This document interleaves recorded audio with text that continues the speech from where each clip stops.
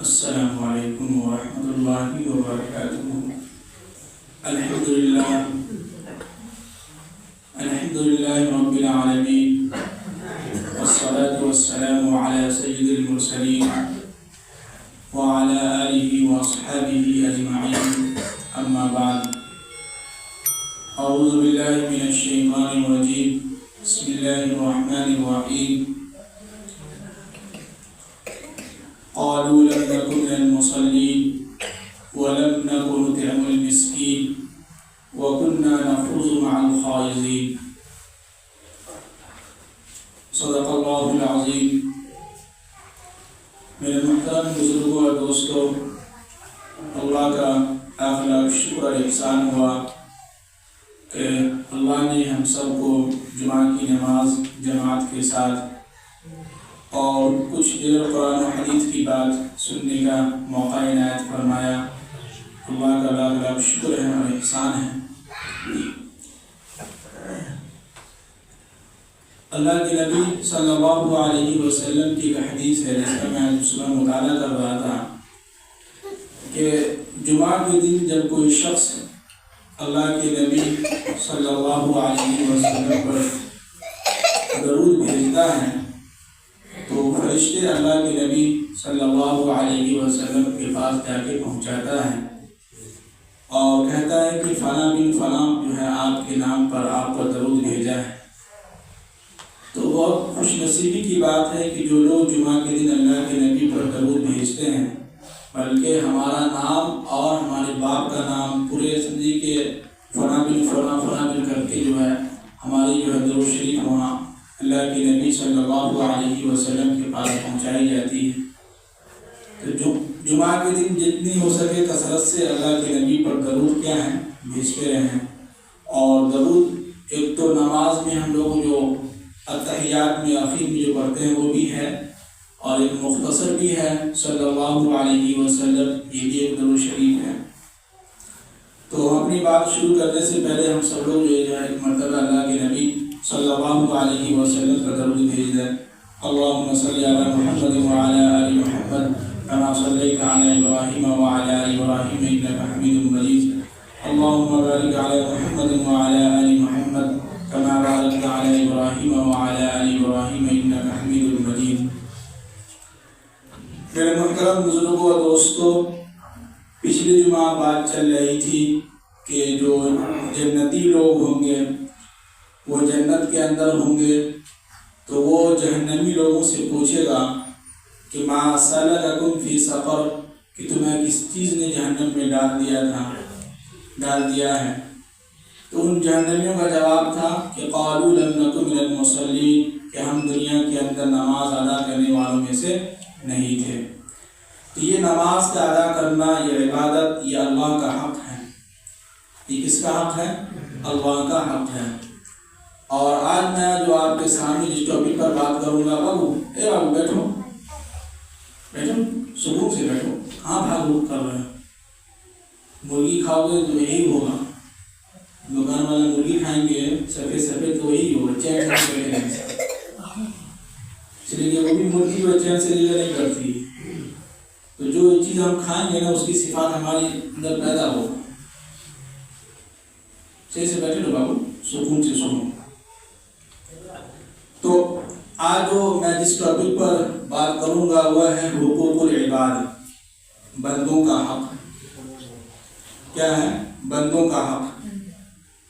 آج ہم لوگوں نے یہ سوچ رکھا ہے کہ نماز، روزہ، آگے آ جائیے، جگہ ہے آپ سے گھر ہے، آ جائیے، بچوں کو آگے کر دیجیے، آپ پیچھے بیٹھ جائیے سب میں، کہ نماز، روزہ، زکوٰۃ، حج، عمرہ، یہ ساری چیزیں کیا ہیں؟ ہم لوگ سمجھتے ہیں کہ یہ دین ہے۔ دیکھیے، یہ اسلام کے جو 5 ارکان ہیں، سب سے پہلا جو ہے وہ ہے ایمان، لا الہ الا اللہ محمد رسول اللہ صلی اللہ علیہ وسلم۔ ہم لوگوں نے اس کلمہ کو کیا ہے بچپن سے ہی سنتے آئے ہیں اور بچپن سے ہی اس کو ہم لوگوں نے یاد کیا ہے، لیکن اس کا مطلب ہمیں سمجھ میں آیا کب؟ بچپن میں۔ لیکن بچپن میں ہم لوگ یاد کرتے آئے ہیں، اس کا مطلب کب سمجھ میں آئے گا؟ بچپن میں۔ اب کوئی ضروری نہیں کہ 55 میں ہی سمجھ میں آئے. انسان اگر کوشش کرے تو 25 سال کی عمر بھی سمجھ میں آ سکتی ہے کہ نہیں؟ ہر چیز کوشش سے ہوتا ہے. تو ہم سب لوگ جو ہے ایمان والے ہیں، مسلمان ہیں، تو ہمارے اوپر جو ہے نمازیں، روزہ، زکوٰۃ، حج، ایمان، یہ ساری چیزیں کیا ہیں؟ فرض ہیں. یہ اللہ کا حق ہے، ہمیں کرنا ہوگا. ہمیں کیا ہے؟ کرنا ہوگا.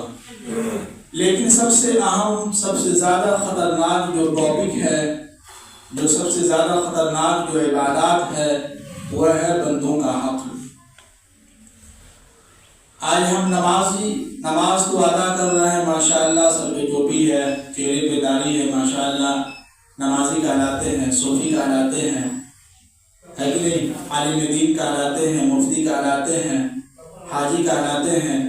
لیکن ہمارے زندگی سے جو حقوق العباد ہے، جو بندوں کا حق ہے، وہ ہم سے ادا نہیں ہو پا رہا ہے کہ نہیں؟ اس لیے اللہ کے نبی صلی اللہ علیہ وسلم نے اپنی زندگی کے اندر سب سے زیادہ جس کو فوکس کیا ہے وہ ہے حقوق العباد. چاہے وہ غیر مسلم ہو یا کوئی بھی ہو، ہر ایک کے ساتھ ہمارے نبی صلی اللہ علیہ وسلم نے اچھے اخلاق سے پیش آیا ہے. اور ہمارے نبی صلی اللہ علیہ وسلم ہمیں اسی چیز پر زیادہ دھیان دلایا ہے. اس لیے کہ اللہ کے نبی صلی اللہ علیہ وسلم جب دنیا سے جانے لگے، ان کا آخری وقت تھا جانے کا، تو آخری وقت میں بھی اللہ کے نبی صلی اللہ علیہ وسلم سے جو منہ سے ان کے مبارک جو الفاظ نکلے ہیں وہ یہی کہ الصلاۃ وما ملکت ایمانکم، کہ میرے صحابہ، میرے امتی، میرے جانے کے بعد تم نماز کو ادا کرنا، اور جو حقوق العباد ہے، جو تمہارے ماتحت میں جو لوگ کام کرتے ہیں، جو تمہارے پڑوسی ہیں، جو تمہارے رشتہ دار ہیں، جو تمہارے دوست ہیں، جو تمہارے ماں باپ ہیں، جو تمہارے ماموں ہیں، جو تمہارے دادا ہیں، جو تمہاری دادی ہیں، نانا ہے، نانی ہے، سب کے ساتھ اچھے طریقے سے پیش آنا، اسی کو کہتے ہیں وما ملکت ایمانکم. تو ہمیں آپ کو سوچنا ہوگا کیا ہماری زندگی میں حقوق العباد کا ہم خیال رکھتے ہیں کہ نہیں رکھتے ہیں. اس لیے کہ اس دنیا کے اندر جو اسلام پھیلے گا اور ہم سے جو ایک اچھا میسج اسی وقت جائے گا جب ہم اچھے اخلاق سے پیش آئیں گے. اگر وہ غیر مسلم ہیں، ان کے ساتھ اگر ہم اچھے اخلاق سے پیش آتے ہیں تو اسلام سے متاثر ہوگا.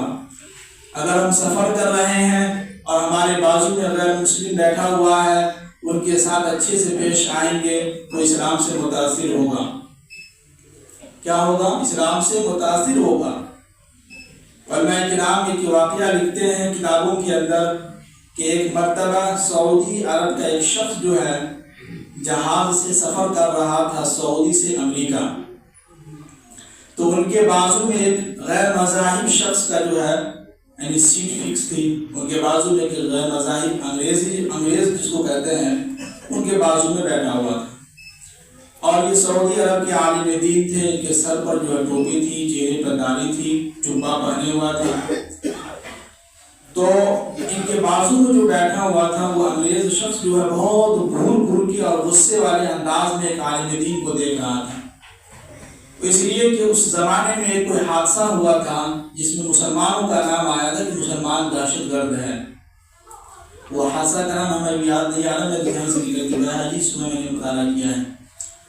تو وہ حادثہ ہوا تو ان کے ذہن میں یہ بات گھس گئی تھی کہ مسلمان کیا ہیں؟ دہشت گرد ہیں، ان سے بچ کے رہو. خاص طور سے جن کے چہرے پہ داڑھی ہو، ٹوپی ہو تو اور ڈر لگتا ہے. تو پورے راستے میں جو ان کے پاس بیٹھے تو وہ عالم دین فرماتے ہیں کہ وہ جو جس انداز سے وہ دیکھ رہا تھا، مجھے ایسا لگ رہا تھا کہ ان کو اسلام سے، ان کو عالم دین سے، مسلمان سے نفرت ہے. تو ان سے جو ہے اچھے انداز میں بات کیا، ان کو عزت دی، ان کو جو ہے سو ہر طریقے سے جو ہے جو ہو سکا ان سے انہوں نے وہ کام کیا. تو فرماتے ہیں کہ کچھ دیر کے بعد اس نے خود کہا کہ آپ تو عالم دین ہیں، آپ تو مسلمان ہیں، اور میں تو انگریز ہوں، میں تو غیر مذاہب کا رہنے والا ہوں، ہمارا تعلق غیر مذاہب سے ہے، تو پھر آپ مجھ سے اتنا اچھے انداز میں کیسے بات کر رہے ہیں؟ تو کہنے لگا کہ ہمارے نبی صلی اللہ علیہ وسلم نے ارشاد فرمایا ہے کہ جو شخص اللہ پر اور آخرت کے دن پر ایمان رکھتا ہو، یقین رکھتا ہو، تو ان کو چاہیے کہ سفر میں اگر ان کے بازو میں کوئی غیر مذاہب بھی بیٹھا ہوا ہے، کوئی بھی شخص بیٹھا ہوا ہے، تو ان سے اچھے طریقے سے پیش آؤ۔ بس یہ حدیث ان کو سنانی تھی۔ انہوں نے کہا کہ تمہارے پیغمبر نے اور کیا کیا چیزیں کہا ہے، ذرا تفصیل سے بتلاؤ۔ تو کتابوں میں لکھا ہے کہ امریکہ کے ایئرپورٹ پر پہنچتے جہاز سے نیچے اترنے سے پہلے وہ شخص جو ہے جہاز کے اندر ہی اسلام قبول کر لیا اور کلمہ پڑھ لیا۔ یہ ہے ہمارے اخلاق، ایسا ہمارا اخلاق ہونا چاہیے۔ آج ہمارے معاشرے میں، ہندوستان میں دیکھیں گے آپ کریلوں میں سیٹ کے لیے لوگ مار پیٹ کر رہے ہیں، ایک دوسرے کو جو ہے گلا کالا پتھر کی پٹائی ہو رہی ہے۔ یہ نہیں سمجھتے کہ بھائی یہ بھی ایک انسان ہی ہے۔ ہم یہ سمجھتے ہیں کہ اسلام یہ سکھاتا ہے کہ اچھے سے نماز ادا کرو، یہ تو نماز تو فرض ہے، یہ تو اللہ کا حق ہے، ان کی عظمت ہے، ان کی تو یہ بنتا ہے، ہمارے اوپر حق بنتا ہے کہ جس نے ساری چیزیں ہمیں دی ہیں، تو کیا ان کے سامنے ہم سجدہ ریز نہیں ہو سکتے ہیں؟ ان کا حق ہے ہمارے اوپر۔ لیکن جو اسلام جو پھیلے گا وہ ہے حقوق العباد سے۔ آج ہم معاشرے میں نہ جانے کتنے لوگوں کے زمین ہڑپنے کے حصے میں لگے ہوئے ہیں، ہرس آ چکا ہے، لالچ آ چکی ہے کہ زیادہ سے زیادہ میرے پاس زمین آ جائے، اور کس طریقے سے لوگوں کو پھنسانا ہے اور پھنسا کے ان سے زمین ہڑپنا ہے، کس طریقے سے ان کا پیسہ دبانا ہے، اس کے پیچھے ہم لگے ہوئے ہیں، ہے کہ نہیں؟ سب لوگ میری طرف دیکھیں، حقوق العباد کی بات ہوتی ہے سب لوگ سر جھکا لیتے ہیں، میری طرف دیکھیں تو کیا ہے؟ آج جو ہے ہر طرف آپ کو ظلم نظر آئے گا، بربریت نظر آئے گی، نہ جانے کتنے لوگوں کی زمین ہڑپنے کے چکر میں ہم لگے ہوئے ہیں، کتنے لوگوں کے پیسے ناجائز طریقے سے لے کے بیٹھے ہوئے ہیں، اور سوچتے ہیں کہ جو اللہ کے سامنے توبہ استغفار کر لیں گے تو معاف ہو جائے گا۔ نہیں معاف ہوگا۔ علماء کرام فرماتے ہیں اس آیت کے ضمن میں وہ حدیث کی دلیل دیتے ہیں کہ اللہ کے نبی صلی اللہ علیہ وسلم جب آخری وقت تھا اللہ کے نبی صلی اللہ علیہ وسلم کا، تو اللہ کے نبی نے تمام صحابہ کو مسجد میں جمع کیا، تمام صحابہ کو بلایا اور پوچھا کہ ہو سکتا ہو میرے جانے کا وقت قریب ہے، تو میں تمہارے درمیان سے جا رہا ہوں، تو اگر میرے ذمے کسی کا کوئی حق ہے، حقوق العباد ہے، تو مجھ سے آ کے لے لو۔ اگر میں نے کسی کو پیٹا ہے تو مجھ سے آ کے بدلہ لے لو۔ اگر میں نے کسی کو غلط طریقے سے یا غلطی سے تھپڑ مارا ہے تو مجھ سے آ کے بدلہ لے سکتے ہو۔ یہ کون کہہ رہے ہیں؟ نبی صلی اللہ علیہ وسلم، جو تمام نبیوں کے کیا ہیں؟ سردار ہیں، سید الانبیاء ہیں، جن کی وجہ سے دنیا کو سجایا گیا، بنایا گیا، سنوارا گیا، ساری چیزوں کا انتظام کیا گیا۔ وہ نبی کیا کہہ رہے ہیں صحابہ سے کہ اگر مجھ سے کوئی غلطی ہوئی ہو تو آ کے مجھ سے لے لو، اگر میں نے کسی کو تکلیف پہنچایا ہے تو آ کے مجھ سے آ کے مطالبہ کر سکتے ہو۔ تو علماء کرام فرماتے ہیں کہ جو چیز دینے کا ہے وہ دینا ہوگا، ہے کہ نہیں؟ جیسے کسی شخص نے سب کے سامنے کسی کو ذلیل کیا اور معافی جو اکیلے میں آ کے مانگ رہا ہے، یہ معافی قابل قبول نہیں ہے۔ اگر آپ نے سب کے سامنے کسی کی بے عزتی کی ہے تو سب کے سامنے معافی مانگے، یہ ہے حقوق العباد۔ اکیلے میں معافی مانگنے سے کام نہیں چلے گا۔ ہاں، اگر اکیلے میں غلطی کی ہے، ان کے ساتھ زیادتی کیے ہیں، تو اکیلے میں آپ معافی مانگ سکتے ہیں۔ اگر سب کے سامنے اس کو ذلیل کیا ہے تو آپ کی ذمہ داری بنتی ہے کہ آپ سب کے سامنے معافی مانگیں۔ جی، یہ ہے حقوق العباد، سمجھے ہیں؟ اور اللہ کے نبی صلی اللہ علیہ وسلم نے فرماتے ہیں کہ صحابہ کہ اللہ کے نبی صلی اللہ علیہ وسلم پڑوسیوں کے بارے میں اتنے حقوق بیان کیے، مجھے ایسا لگ رہا تھا کہ کہیں ایسا نہ ہو کہ ہمارے نبی صلی اللہ علیہ وسلم یہ نہ بولنے لگے کہ تمہارے جو زمین ہے جائیداد ہے ان میں سے پڑوسیوں کا بھی حق ہو. اتنی تاکید سے فرماتے تھے، ہے کہ نہیں؟ اسی لیے اللہ تعالیٰ نے فرمایا کہ وَلَمْ نَكُ نُطْعِمُ الْمِسْكِينَ. وہ جہنمی کیا کہے گا کہ نہ ہم نماز ادا کرتے تھے اور نہ ہم غریبوں کو کھانا کھلاتے تھے. آج کے دور میں دیکھیں، ایک بھائی اگر پیسے والا ہے، دوسرا بھائی غریب ہے، تو ہم کہتے ہیں کہ اپنا اپنا دیکھو، اس نے محنت نہیں کیا، اس نے یہ نہیں کیا، اس نے وہ نہیں کیا.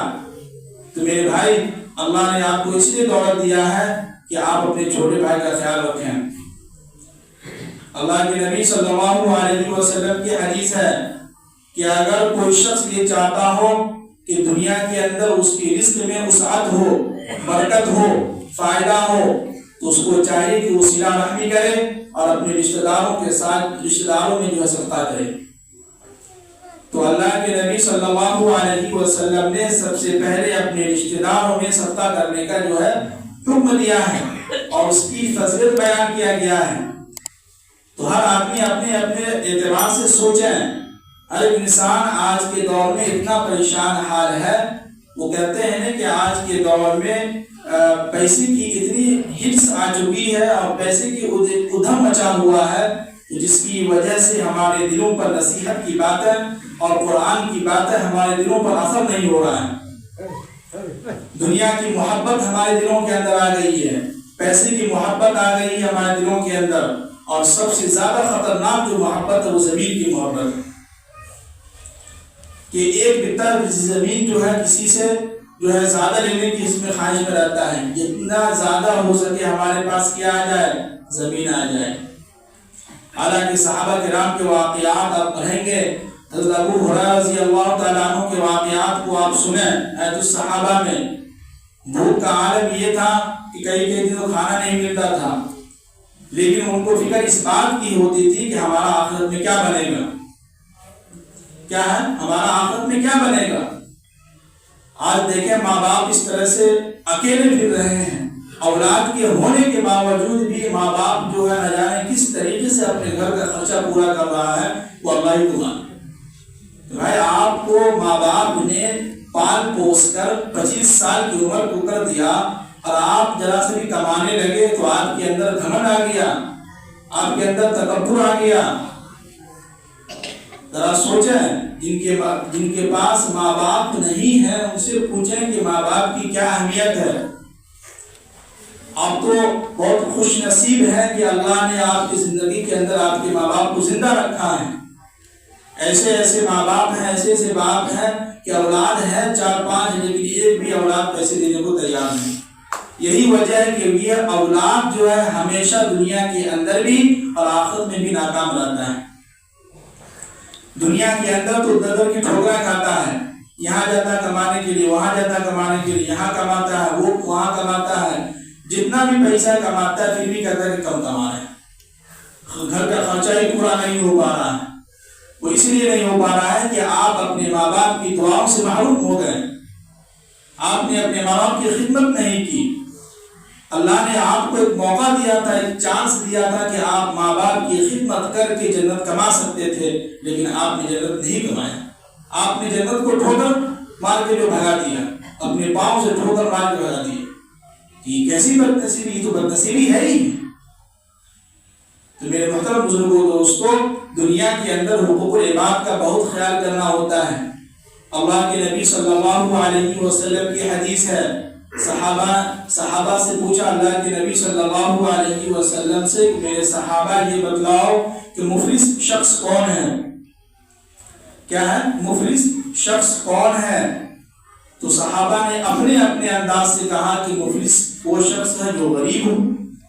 مفلس کے معنی ہی آتا ہے غریب شخص، جن کے پاس کوئی دینار و درہم نہ ہو، جن کے پاس کوئی پیسہ نہ ہو.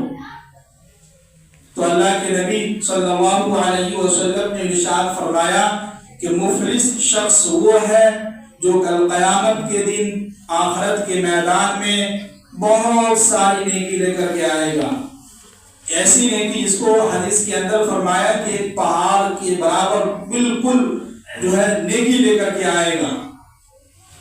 جس کی زندگی کے اندر نماز بھی ہوگا، ممتاز صاحب جھل رہے ہیں، ادھر دیکھیے سب جھکنے گا تو سو رہیے گا، تو کیا جس کی زندگی کے اندر نماز بھی ہوگا، تہجد بھی ہوگا، حج بھی ہوگا، عمرہ بھی ہوگا، زکوٰۃ بھی ہوں گے، روزے بھی ہوں گے، بہت ساری نیکیاں ہوں گی، لیکن اللہ کے نبی صلی اللہ علیہ وسلم نے ارشاد فرمایا کہ اگر وہ شخص کسی کو تکلیف پہنچایا ہوگا، کسی کا جو ہے ناحق زمین لے لیا ہوگا، کسی سے کسی کو جو ہے تھپڑ لگا دیا ہوگا، کسی کو جو ہے سب کے سامنے بے عزتی کر دیا ہوگا، کسی کو جو ہے ذلیل کیا ہوگا، تو ہر ایک انسان ایک ایک کر کے آئے گا اور اس کے نامہ اعمال سے ساری نیکیاں لے کر کے چلا جائے گا۔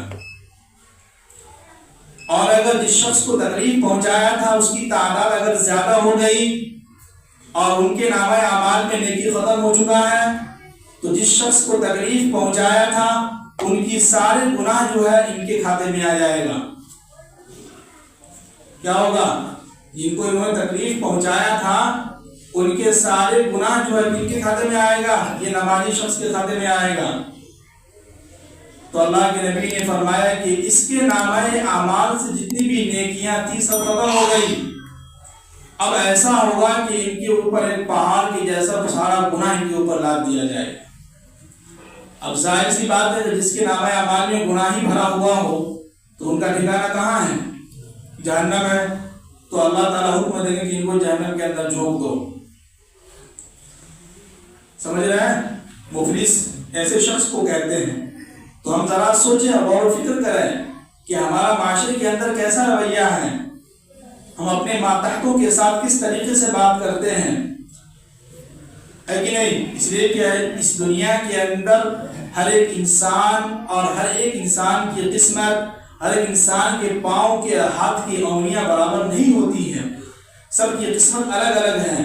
اگر ہر ایک انسان اگر پیسے والا ہو جاتا، ہر ایک انسان اگر مالدار ہو جاتا، تو پھر تو دنیا کے اندر کوئی بھی انسان مزدوری نہیں کرتا۔ ہر ایک انسان کہتا ہے کہ میرے پاس تو پیسہ ہے، میں تمہاری یہاں مزدوری کیوں کروں؟ ہر ایک انسان کہتا ہے کہ میں تمہارا کام کیوں کروں؟ ہر ایک انسان کہتا ہے کہ میں تمہاری بات میں کیوں مانوں؟ ہر ایک انسان کہتا ہے کہ میں اپنی مرضی کی زندگی گزاروں گا۔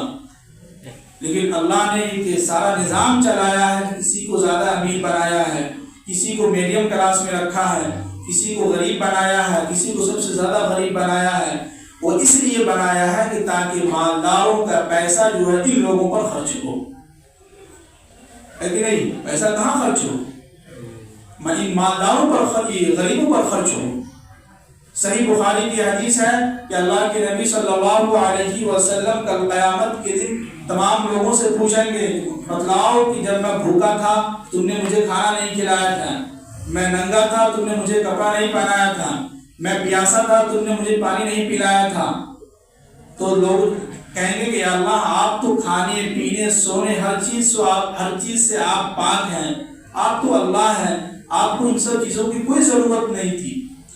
تو اللہ تعالیٰ فرمائیں گے کہ فلاں بستی میں تمہارے بازو میں ایک شخص کا گھر تھا جن کے پاس پہننے کے لیے کچھ بھی نہیں تھا، ٹھنڈی کے موسم میں ایک اینر بھی نہیں تھا، لیکن تمہارے پاس دو اینر، چار اینر، نہ جانے کتنے موزے تم پہنتے تھے، لیکن وہ غریب جو شخص تھا تمہارے گھر کے بازو میں، تمہارے محلے میں، تمہارے علاقے میں، تمہارے ماتحت میں رہتا تھا، لیکن تم نے اس کو جو کچھ بھی نہیں دیا، صرف تم اپنا ہی پہن کے رہے۔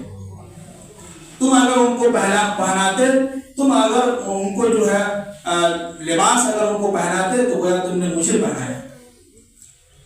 تمہارے محلے علاقے میں، معاشرے میں کتنے ایسے لوگ تھے جو راتوں میں کھانا ان کو کھانا نہیں ملتا تھا تو بھوکے سو جایا کرتا تھا، لیکن تم نے کبھی ان کو پوچھا نہیں کہ بھائی تم کھانا کھائے ہو کہ نہیں کھائے ہو، تمہارا کیا حال ہے، تمہاری زندگی کیسی گزر رہی ہے۔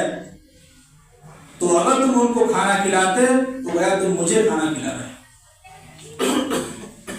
تو دنیا کے اندر اللہ تعالیٰ نے یہی نظام رکھا ہے، اسی لیے اللہ تعالیٰ نے قرآن پاک کے اندر بھی اور ہمارے نبی صلی اللہ علیہ وسلم نے بھی یہی ہمیں درس دے کے چلے گئے ہیں، سکھا کے چلے گئے ہیں کہ دنیا کے اندر زندگی گزارو تو سب سے زیادہ حق کس کا بنتا ہے؟ وہ حقوق العباد، بندوں کا حق۔ ہمارا ریلیشن جو سب سے اور اس بندوں کا حق میں سب سے زیادہ جو قریب ہے وہ ہے ماں باپ، کہ ہم ماں باپ کے ساتھ کس طریقے سے برتاؤ ان کے ساتھ پیش آ رہے ہیں، ان کے سامنے ہمارا لہجہ کیا ہے، ہم اپنے ابو سے بات کر رہے ہیں تو ہمارا طریقہ کیا ہونا چاہیے۔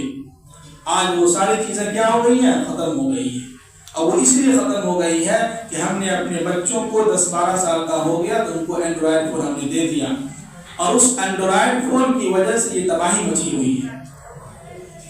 وہ کیا ہے، تباہی مچی ہوئی ہے۔ آج اولاد اپنے ماں باپ کی خدمت تو دور کی بات، وہ اگر پکار رہے ہیں تو 10 مرتبہ پکارنے کے بعد آتا ہے کہ جی بولیے کیا بات ہے۔ وہ بھی انداز اس طریقے سے نہیں ہوتا ہے، تو میں اردو میں بتلا رہا ہوں، ان کا انداز ہی الگ ہوتا ہے۔ ماں اگر بلا رہی ہو تو جو ہے کئی مرتبہ چیخنے کے بعد، چلانے کے بعد تب آتا ہے بندہ اولاد۔ تو ذرا سوچیں کہ جس ماں باپ نے ہمیں جو ہے نہ جانے کہ 9 مہینے پیٹ کے اندر رکھا، مشقتیں اٹھائی، رات بھر سکون سے نیند سے جو ہے نیند نہیں لی، ساری مصیبتیں جھیلی، جب تم پیدا ہوئے تو پیدا ہونے کے بعد 2-2.5 سال تک تمہارے دودھ کی ذمہ داری اپنے اوپر لی، ان کی نیند حرام ہو گئی، اور جب تم تھوڑا سا بولنے لگے، کچھ کمانے لگے، کچھ علم آ گیا تو ماں باپ کے سامنے تکبر کے ساتھ کھڑے ہو کے کہہ رہے ہو کہ تم نے ہمارے لیے کیا کیا۔ میرے محترم بزرگوں دوستوں، حقوق العباد میں سب سے پہلا جو حق وہ ہے ماں باپ کا، ان کی عزت کریں، ان کا احترام کریں، یہی ہمارے لیے سمجھیے کہ دنیا اور آخرت کی کامیابی ہے۔ اسی لیے اللہ کے نبی صلی اللہ علیہ وسلم نے ارشاد فرمایا کہ اگر ماں باپ ناراض ہیں تو اللہ بھی ناراض ہے، اگر ماں باپ اگر راضی ہیں تو کون ہے، اللہ بھی راضی ہے۔ تو ہم دنیا کے اندر ماں باپ کو ناراض کر کے اگر ہم کمانے کے لیے نکلتے ہیں اور آپ لاکھوں روپیہ کما لیجئے لیکن آپ کو کبھی سکون نہیں ملے گا، ہمیشہ آپ کے گھر کے اندر جو ہے سمجھیے کہ پریشانی آتی ہی رہے گی، کبھی سکون نہیں ملے گا۔ اس لیے اپنی زندگی کے اندر کیا کریں، ماں باپ کا بھی خیال رکھیں اور اپنے حقوق کی بھی جو ہے ادائیگی کریں۔ کہیں ایسا نہ ہو کہ ہم اور آپ دنیا کے اندر زندگی تو گزار رہے ہیں، نیک اعمال تو خوب کر رہے ہیں، لیکن حقوق العباد میں کہ ہم پھنس نہ جائیں تو اس سے پہلے ہمیں تیار رہنا ہوگا۔